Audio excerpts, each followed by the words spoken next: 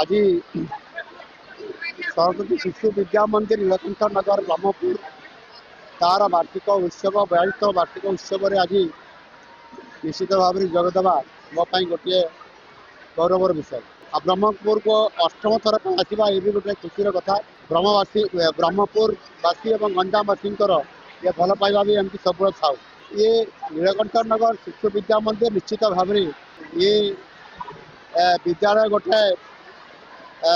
मंदिर कहले अत्युक्ति हेबना। ये ओडिशा रे नुह सारा भारत वर्ष रे गोटे सुनामधन्य अनुष्ठान जो ये अनेक छात्र छात्री माने परफॉर्मेंस को बेस्ट कर ऑल इंडिया क्षेत्र में जिते कंपटीशन हो सबुति क्वालिफाइड कर IIT कहतु ISM कहतु से एम्स मेडिकल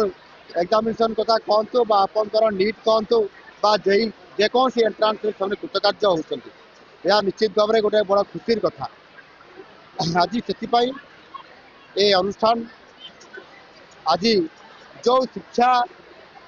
आर एक शिक्षा पद्धति आपणे एवं से शिक्षा पद्धति जो विद्याभारती करी से विद्याभारती एवं शिक्षा विकास समिति ओडिशा स्तर में करा जायछि। आज से ढांचारे मध्य आज केंद्र सरकार जातीय शिक्षा नीति 2020 को आज आडप्ट करिसेंती आ से आधार आज राज्य सरकार मध्य आज ताको आडप्ट करने जाउछंती आ सेथिपाई आमे मध्य आज आमर ओडिशा रे शिक्षा क्षेत्र में गोटे व्यापक परिवर्तन आनिया आमे ए प्राथमिक विद्यालय को गोटे मॉडल आकार में प्रतिष्ठा करने आमे एथिरे तार शिक्षार तार कमती को ये क्वालिटी एजुकेशन हम इंफ्रास्ट्रक्चर डेवलप हो पार एवं से भल प्रशिक्षण प्राप्त टीचर पोस्टिंग हो पार यह बजी आज गुरुत्व दौचु। आगामी आगामी 3 वर्ष भितर 45,000 ट्रेनिंग प्राप्त शिक्षक रेगुलर पोस्टिंग हे आउ प्राथमिक स्तर शिक्षा व्यवस्था व्यापक भाव में परिवर्तन हम प्रत्येक पंचायत रे गोटे गोटे मॉडल स्कूल हिसाब से गोदावरी मिश्र आदर्श प्राथमिक विद्यालय प्रतिष्ठा हेब या आधार करके आम पूरा शिक्षार गोटे ढांचा बदलने चेष्टा करुचु आ निश्चित भाव में करने ये सतत चेष्टा नुआ सरकार करुँच। बजेट रे आम सर्वोच्च 31,000 पर्यंत व्यवस्था ये शिक्षा व्यवस्था रखीचु। ये वार्षिक उत्सव अवसर में आमर मुख्य अतिथि भाव मान्यवर मुख्यमंत्री तथा गंजाम जिले में 2 जन वरिष्ठ मंत्री श्रीमान विभूति भूषण जेना तथा गोकुल मल्लिक उपस्थित थे। यही अवसर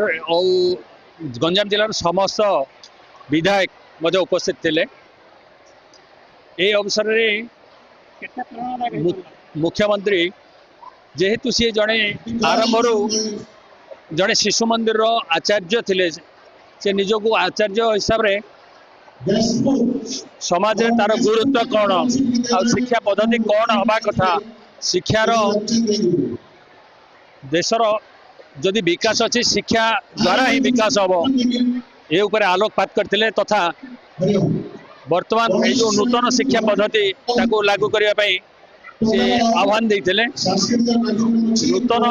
शिक्षा पद्धति द्वारा समाज रे कल्याण हम यही उद्देश्य ज्ञापन करते। आमर 42तम वार्षिक उत्सव को माननीय मुख्यमंत्री मुख्य अतिथि थे आ प्राय 1.5 घंटा धरी भारतर ओडिशार शिक्षा व्यवस्था उपरे और विशेषकर नीलकंठ जो परिचय सृष्टि कर शिक्षा क्षेत्र ओडिशा रे तार भूयसी प्रशंसा करते एवं जो सरस्वती शिशु मंदिर योजना बर्तमान ओडिशा सरकार जिन सरकारी क्षेत्र लागू कर निजर वक्तव्य रखते अवसर आमर जो मैंने एम्स पाई IIT पाई गुणात्मक शिक्षक छात्र पुरस्कृत करते अनुष्ठान फलाफल और अतीतर जो इतिहास अच्छी रेकर्ड ताको देख बहुत खुशी व्यक्त करते। देखो शिशु मंदिर गोटे मॉडल समाज शिक्षार गोटे मॉडल आम विकल्प शिक्षा व्यवस्था नुह सरकारी शिक्षा व्यवस्था मध्य शिशु मंदिर भाया हो एभलिया लक्ष्य आमर अच्छी तेणु बर्तमान राज्य सरकार प्रयोग कर बहुत खुशी अच्छु ये व्यक्ति को आम अनुष्ठान पाइलु मुख्य अतिथि रूपे आ सब बड़ कथा से 3.5 वर्ष सरस्वती शिशु मंदिर चंपार आचार्य थे से कथा भी अनुभूति आज कर।